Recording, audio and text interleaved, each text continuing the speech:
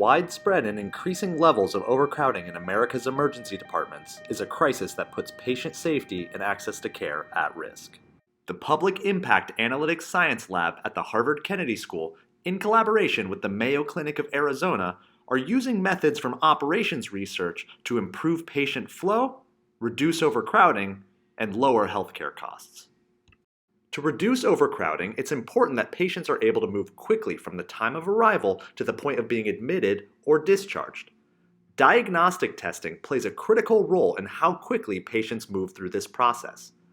Let's take a look inside of our emergency department. Here, we have a physician and her patient. We can imagine our patient comes into the ED presenting with severe abdominal pain. The physician may suspect potential gastrointestinal issues, but due to a diverse range of conditions that can cause abdominal pain, they may need additional tests to figure out the real problem.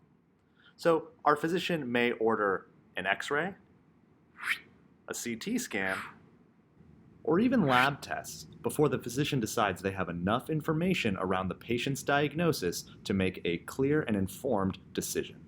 When the physician is placing these test orders, they could do so sequentially, order the X-ray, wait for the results to get back, and then order the CT, or they could place a batch order, order the CT, the X-ray, and the lab tests all at the same time, and then have the patient complete these tests.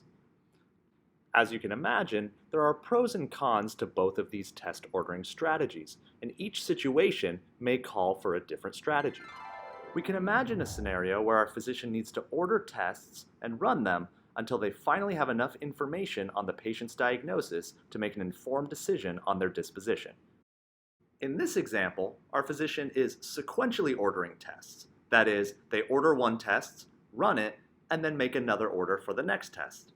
They do so until they've run enough tests to accurately diagnose the patient and inform their disposition. Now, in this scenario, where the physician ordered 3 separate tests, they could have done so as a batch. Order all 3 tests at the same time, have the patient complete those tests, and then make a decision on their disposition. Now, you can imagine a scenario where the physician only needed to run 1 test. In this case, running the tests sequentially or ordering them sequentially would actually save the patient and the physician time versus having run them or ordered them as a batch. Here, a batch order would result in unnecessary tests and time spent in the emergency department. Selecting a test ordering strategy that reduces the length of stay of the patient in the hospital really comes down to how many tests do we need to make a proper diagnosis. This is a function of the complexity of the patient.